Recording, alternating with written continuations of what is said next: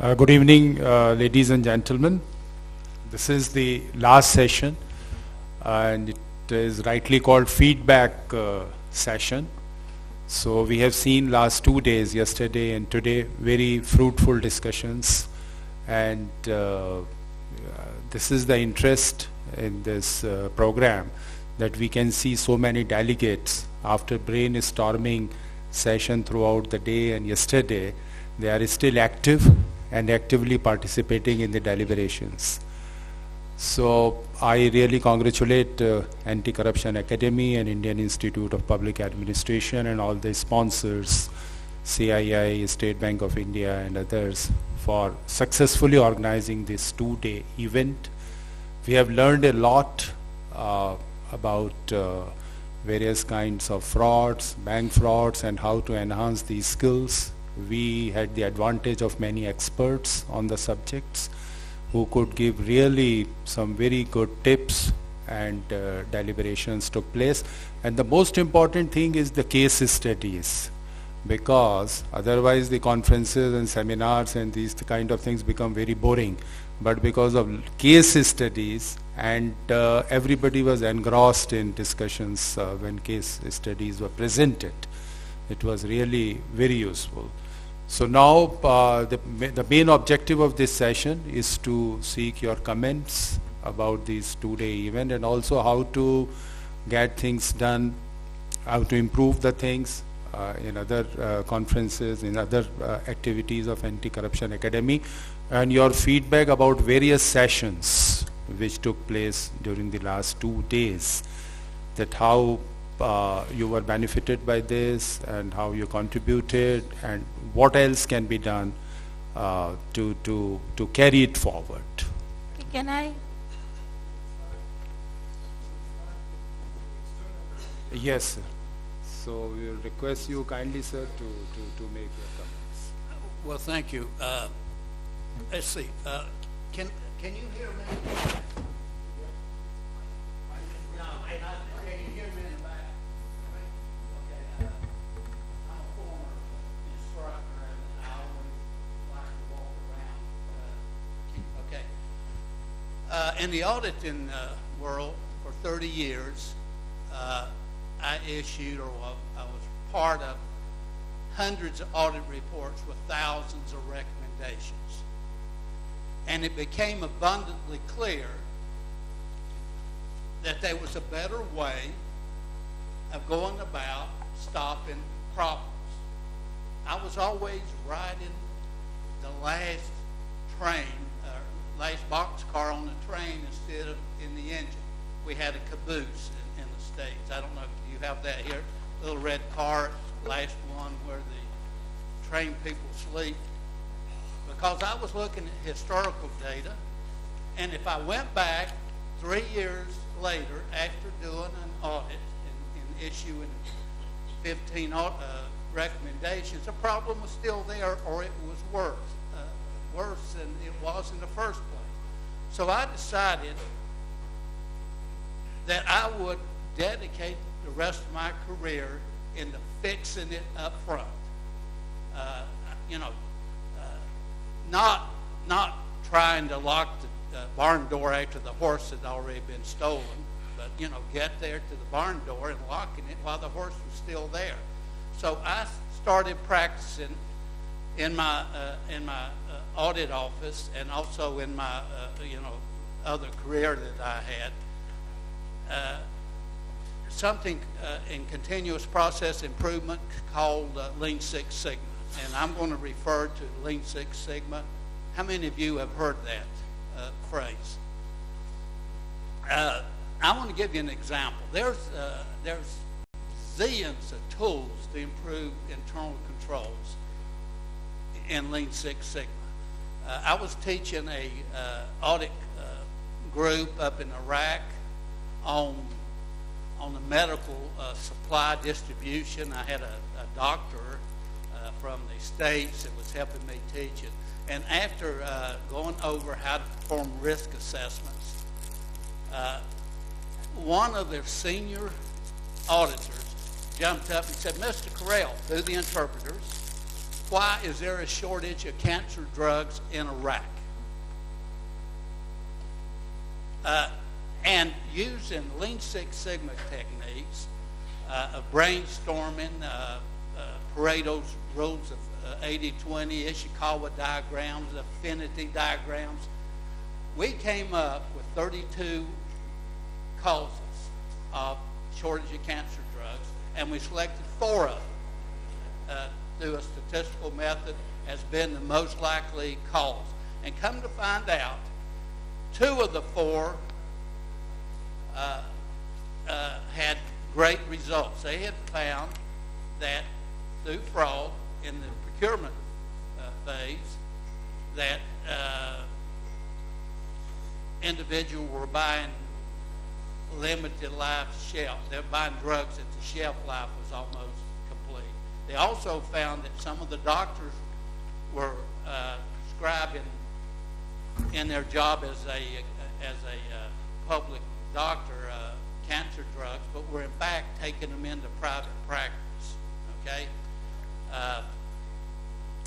but before the auditors ever went out into to do the audit, they knew where the issues were. They knew where the problems were. I mean, how good is that when you already know before you head out by using a team approach?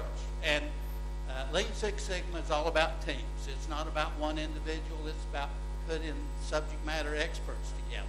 Okay, I had another example in Afghanistan. We were looking at the way vendors were paid, and it was taking 102 days to pay a vendor. There were 32 process steps involved, and there were 5 separate organizations. And after using Lean Six Sigma tools, and there's some gazillion of them, and they're great tools to use, we narrowed it down to 2 offices instead of 5, from 32 steps down to 8, and from 102 days down to 23 days to pay a vendor. Okay, it doesn't stop there. We mentioned continuous process improvement. In the audit business especially, we're one and done. We look at internal reviews, we make recommendations, and it's all over. We don't go back. So 3 months later, I sent someone over to look at the records, and come to find out it was taking 41 days, and there were 16 processes there. Would fix the thing. And then 3 months later, I sent someone else over to look, and there were some new problems.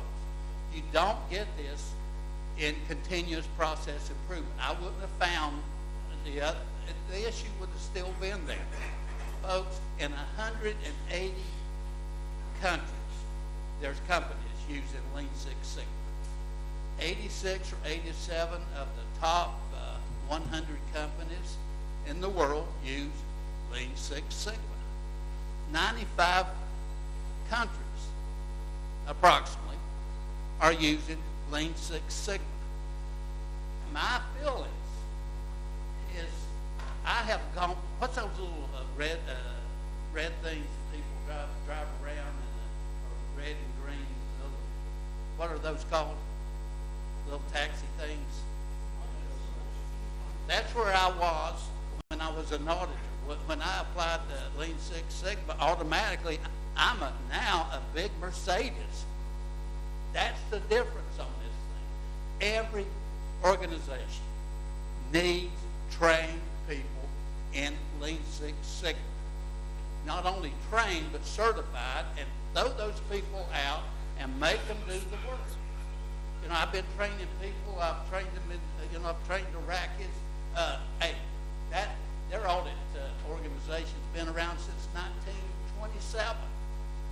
But they knew that they needed to go a better way. So I've introduced them, and God, this killed them, but I suggested and I showed them how it was important to have team members on their audit team from the client.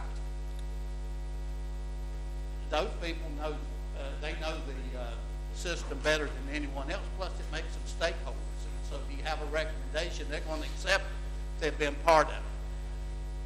But I believe every organization should have trained at least train green belts. Now, this is not karate stuff, but it's just a basic stuff about how to look at process. If you want to mitigate these 26 problems that you outlined, then do something about it up front. Don't wait until it happens. Make it difficult. The Japanese have a phrase called "toki-oki." That means make it difficult to fail. I cannot in the States. I cannot put diesel fuel in my gasoline car because the receptor is small and the dispenser for diesel fuel is large. It won't fit in there. I tell you, it works. I've tried it twice. If I leave my refrigerator open, there's a big noise that goes on, and you can hear it all over the house. How many of you have a microwave that will beep after it's been heated up? If you can, put in controls that can't be navigated around. Because I guarantee you, folks, the people, the bad actors, are not going to quit. They are continuously going to try to beat your system. So make it strong up front. Just a lot of you will forget what I'm going to tell you. Your organization is never going to be safe unless you come up with a new scheme for putting in internal controls that work, that are continuously upgraded, continuously evaluated. And that's what I've been doing. And I feel a lot better with my career. And thank you, Sathy, and I'm sorry, I know Umar for allowing me to speak and for having me over. Do you have any questions? Hey, you can get certified in this stuff, and it works. I'm from, actually I used to work for Cognizant Technology Solutions, and I'm Lean Six Sigma, sir. Excuse me? Sorry, we have to wind up because there is another function in this hall. So I think we should wind up in 10 minutes. Yes, sir, I just wanted to meet you also. Would you like to say something? Yeah, so we will have coffee There's no session time, after so- this. So I would request Mr. Umar Siddiqui just to make, because they say there is So time is just a quick getting. comments to make. So I you mean, just make. Yeah. A quick comment, a food for thought for the audience as well. First of all, thank you for partnering, and so the first time I have seen some conference which was quite focused, because working with TI and then CI for last 10 years on issues related to transparency or ethics or corruption and what may be the topic, it becomes a very general talk. So it was quite focused. Second, a food for thought for the audience. What I have seen for many companies, especially the private sector, companies have been focusing on fraud. But why companies are not focusing on ethics or inculcating ethical values? So coming to the basic question, maybe our next round of a conference, we can focus more on ethical perspective, maybe what I believe it's more of a social problem. So, just a thought, which I thought I should share with you.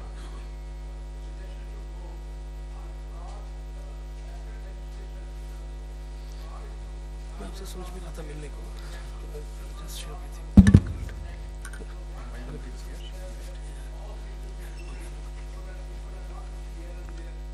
All kinds of.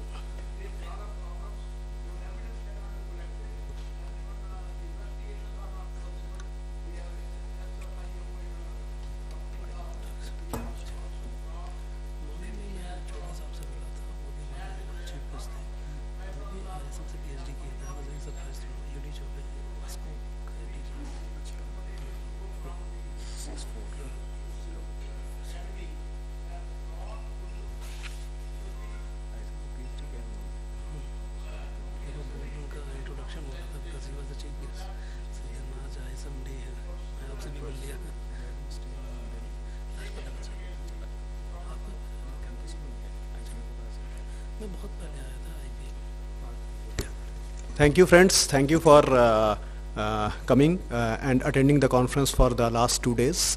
It has been really wonderful, and I, on behalf of Indian Institute of Public Administration, extend warm greetings to you. Thank you. Thank you very much.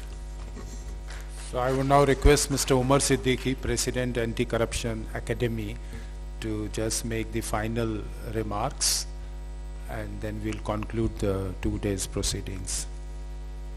Thank you, SM. It's a feedback session, and I think we all are waiting for the coffee, but I think it's a take-off point for all of us. We have to take off from here. It was a wonderful and such a productive conference that even we have learned so much out of our distinguished panelists and delegates, and not only the panelists and delegates, but also from the participants also. It's a great learning curve for us also. So I would like to summarize in 4 or 5 points what we have learned and on which we have to work as a focus group and as a confederation of anti-corruption forces, in Anti-Corruption Academy, as well as in association with CII, with Indian Institute of Public Administration, the State Bank of India, and future partnerships with other organizations as well.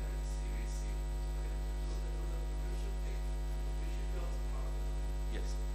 So Chief Vigilance Commission was very kind that yesterday the way Mr. K.V. Chaudhary, he participated and out of his schedule in which some of the Vigilance Week and all that is going on, so all that participation, and then on 30th October they have a national conference in which the Vice President is to participate. So all these things are going on, but even then I think everybody was involved. That was the beauty of this conference, and I think from here we have to go to the next level.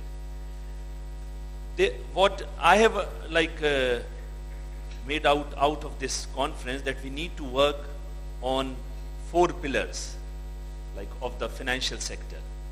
One, of course, where everybody has spoken about it, whether it was P.K. Tiwari or it was Mr. K.V. Chaudhary or Mr. Sathyamoorthy and Justice Pasai, that ethical infrastructure, ethics is very important, from where everything starts, and the major role of any organization, that how it goes further and how it will reach to its destination and what will be the output and results of that particular thing.